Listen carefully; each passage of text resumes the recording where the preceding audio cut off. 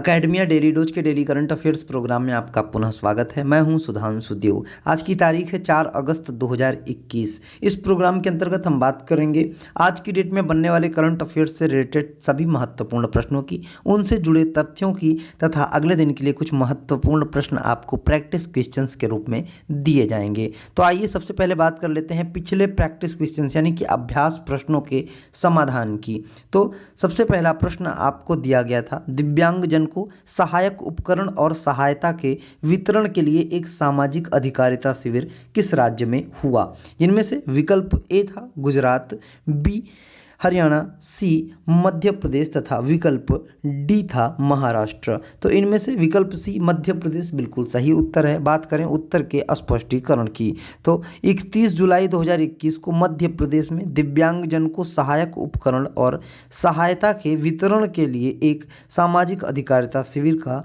वितरण किया जाएगा।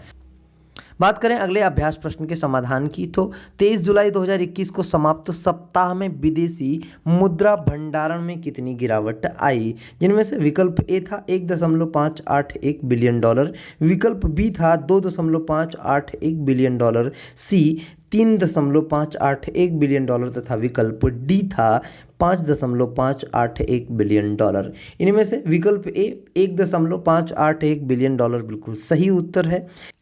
बात करें उत्तर के स्पष्टीकरण की, तो 23 जुलाई को समाप्त सप्ताह में विदेशी मुद्रा भंडार 1.581 अरब डॉलर घटकर 611.149 अरब डॉलर रह गया। ये तो हुई बात पिछले अभ्यास प्रश्नों के समाधान की। अब बारी है बात करने की आज के करंट अफेयर्स से जुड़े महत्वपूर्ण प्रश्नों की। तो आइए देखते हैं करंट अफेयर्स से जुड़े आज के महत्वपूर्ण प्रश्न क्या हैं। जिनमें से पहला प्रश्न है, भारत के आईसीटी वर्किंग ग्रुप ने किस देश के साथ future of connectivity in India नामक एक रिपोर्ट लॉन्च की।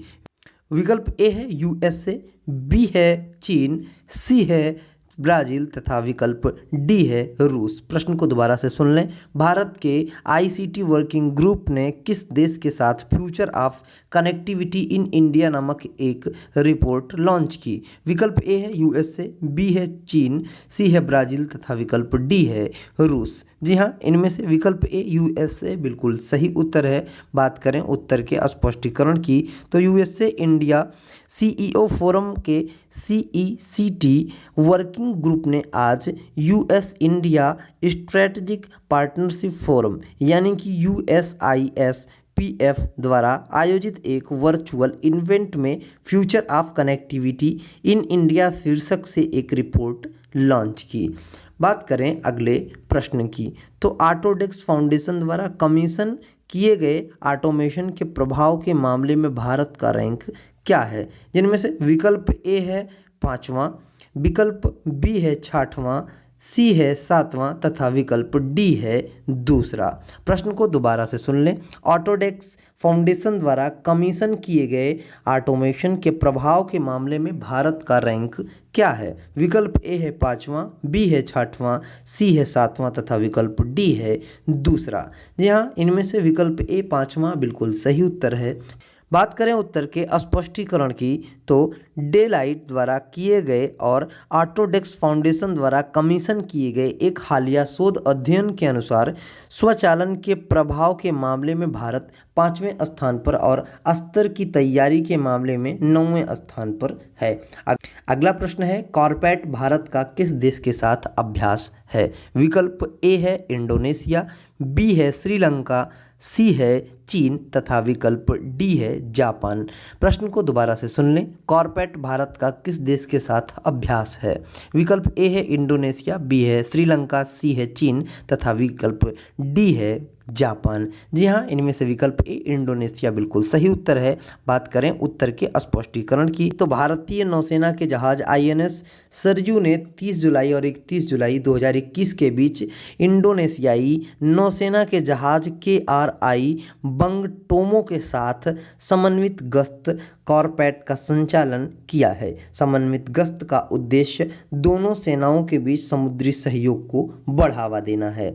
अगला प्रश्न है, भारत सरकार ने उड़ान क्षेत्रीय हवाई संपर्क योजना के तहत कितने नए हवाई यातायात मार्गों को मंजूरी दी है? विकल्प ए है 540, बी है 450, सी है 840 तथा विकल्प डी है 780। प्रश्न को दोबारा से सुन लें।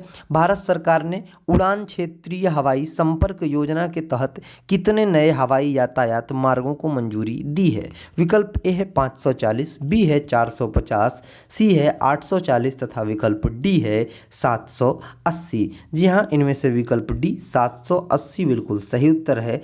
बात करें अगले प्रश्न की, तो विश्व रेंजर दिवस हर साल किस तारीख को मनाया जाता है? विकल्प ए है 24 जुलाई, बी है 29 जुलाई, सी है 30 जुलाई तथा विकल्प डी है 31 जुलाई। प्रश्न को दोबारा से सुन लें। विश्व रेंजर दिवस हर साल किस तारीख को मनाया जाता है? विकल्प ए है 24 जुलाई, बी है 29 जुलाई, सी है 30 जुलाई तथा विकल्प डी है 31 जुलाई। जी हाँ, इनमें से विकल्प डी 31 जुलाई बिल्कुल सही उत्तर है। बात करें उत्तर के स्पष्टीकरण की, तो हर साल 31 जुलाई को विश्व रेंजर दिवस मनाया जाता है। इस दिन का मुख्य उद्देश्य ड्यूटी के दौरान मारे गए या घायल हुए रेंजरों को याद करना और दुनिया की प्राकृतिक और सांस्कृतिक विरासत की रक्षा के लिए रेंजर्स द्वारा किए गए कर्मों का जश्न मनाना है। अगला प्रश्न है, भारत के कितने टाइगर रिजर्व को वैश्विक संरक्षण का आश्वासन मिला है? टाइगर मानक CACS मान्यता के अनुसार।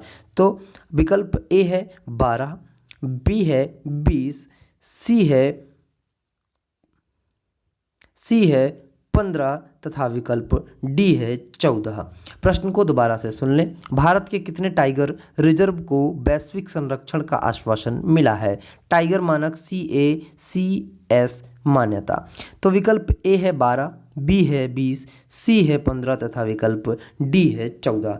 इनमें से विकल्प डी 14 बिल्कुल सही उत्तर है। बात करें उत्तर के स्पष्टीकरण की, तो भारत के 14 बाघ अभ्यारण्यों को वैश्विक संरक्षण का आश्वासन मिला है बाघ मानक CACS प्रत्यायन के अनुसार।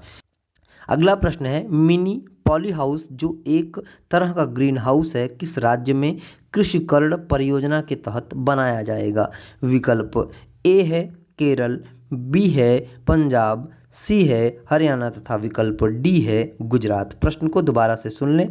मिनी पॉली हाउस जो एक तरह की ग्रीन हाउस है किस राज्य में कृषि कर्ण परियोजना के तहत बनाया जाएगा?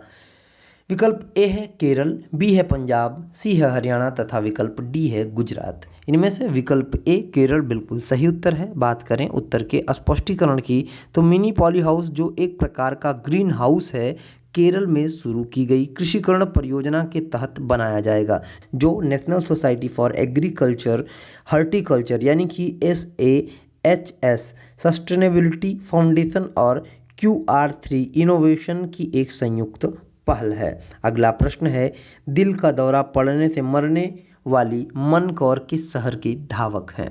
विकल्प ए है चंडीगढ़, बी है जयपुर, सी है हरिद्वार तथा विकल्प डी है दिल्ली। प्रश्न को दोबारा से सुन लें। दिल का दौरा पड़ने से मरने वाली मन कौर किस शहर की धावक हैं? विकल्प ए है चंडीगढ़, बी है जयपुर, सी है हरिद्वार तथा विकल्प डी है दिल्ली। जी हाँ, विकल्प ए चंडीगढ़ बिल्कुल सही उत्तर है। अगला प्रश्न है, इस्माइल हनी को किस इस्लामी समूह के नेता के रूप में चुना गया है? विकल्प ए है हमास, बी है तालिबान, सी है कोबरा तथा विकल्प डी है जैसे मोहम्मद। प्रश्न को दोबारा से सुन लें।